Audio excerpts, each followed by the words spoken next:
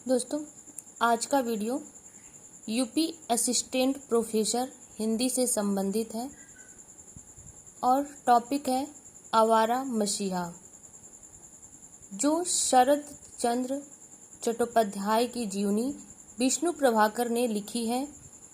आप इसे अंत तक जरूर देखिएगा। यह वीडियो एग्जाम की दृष्टि से बहुत ही महत्वपूर्ण है। आइए इसका अध्ययन करते हैं।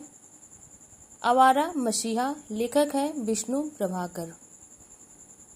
यह जीवनी 1959 ईस्वी में लिखना प्रारंभ किया गया और 1973 ईस्वी में पूरा हुआ। इसका प्रकाशन सन 1974 ईस्वी में हुआ, अर्थात इस जीवनी को लिखने में 14 वर्ष लगे थे। लेखक के पिता का नाम है मोतीलाल, माता भुवन मोहिनी और लेखक की 2 शादी हुई थी। पहली पत्नी का नाम है शांति, दूसरी पत्नी का नाम है मोक्षदा।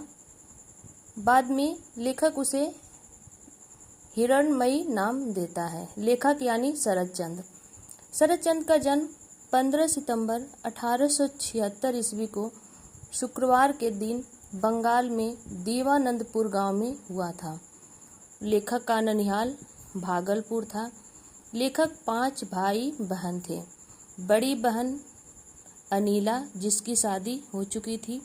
छोटी बहन है सुशीला, जिसे मुनिया नाम से संबोधित किया जाता था। बड़ा भाई प्रभास और छोटा भाई प्रकाश। जैसा कि आप जानते हैं, इस जीवनी में कुल 3 अध्याय हैं। पहला प्रथम पर्व दिशाहारा के नाम से जाना जाता है। नाना के घर रहते शरद को 3 वर्ष हो गए थे। जब वे पहली बार ननिहाल गए तो नाना केदारनाथ ने कमर में अलंकार की मतलब सोने की करधनी पहनाए थे। छोटे नाना का नाम अघोरनाथ, उनका बड़ा बेटा मणीन्द्र सहपाठी था। दोनों को पढ़ाने के लिए नाना ने अक्षय पंडित को मास्टर नियुक्त किए थे। छोटे मामा देवी और बड़े मामा ठाकुरदास। शरद को किन किन चीज़ों का शौक था, इसका वर्णन है। तो शरद को पशु पक्षी पालना, उपवन लगाना और तितली उद्योग का कार्य बहुत ही पसंद आता था।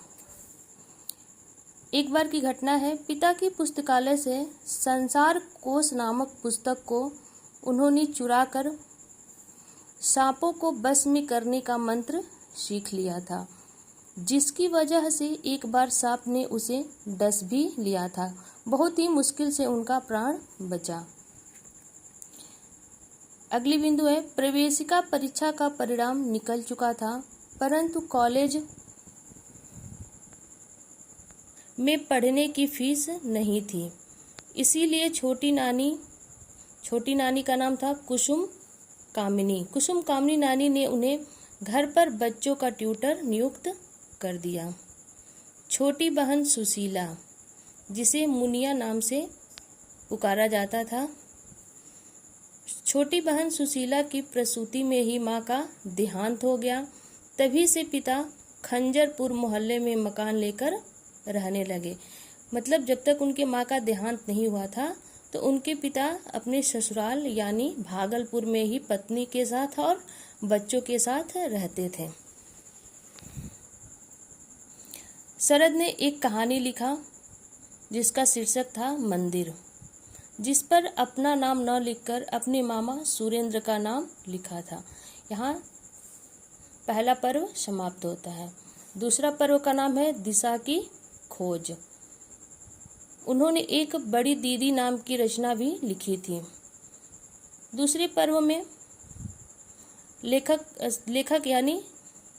लिखता है कि दूसरे पर्व में शरदचंद्र रंगून चले जाते हैं।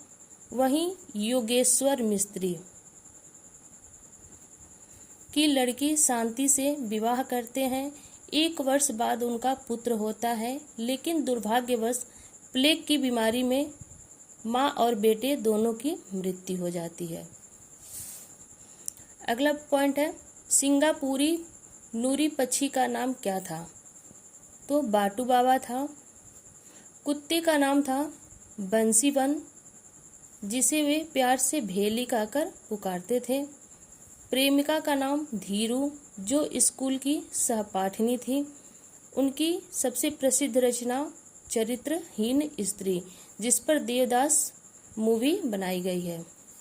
यहाँ पे तीसरा पर्व दिशांत। 13 वर्ष बाद जब लेखक रंगून से वापस लौटता है तो देखता है कि सब कुछ बदल चुका है और वह एक प्रसिद्ध लेखक के रूप में विख्यात होता है। 16 जनवरी 1938 रविवार के दिन उम्र हो गई थी उनकी 61 वर्ष 4 माह। कैंसर के कारण मृत्यु होती है। लेखक ने स्वयं ही कहा है, मेरा जीवन अंततः एक उपन्यास है। जब मैं मरूंगा तो निर्मल खाता छोड़ जाऊंगा, उस बीच स्याही का दाग कहीं भी नहीं होगा। लेखक की मृत्यु के बाद रेडियो से घोषणा होती है, संध्या को 5:35 पर कियोड़ा तल्ले में एक विराट जनसमूह के सामने भौतिक शरीर अग्नि को सौंप दिया गया था। रंगून में रहकर लेखक ने नारी कर्म मंदिर की स्थापना की थी। एक और पॉइंट है, जीवनी लिखने की प्रेरणा। विष्णु प्रभाकर को जीवनी लिखने की प्रेरणा किससे मिली थी? नाथूराम प्रेमी और यशपाल जैन से। तो यह था आवारा मसीहा, जिसका संक्षिप्त परिचय और प्रथम पर्व, द्वितीय पर्व और तृतीय पर्व। दोस्तों, अगले वीडियो में हम मिलेंगे फिर एक नए टॉपिक के साथ।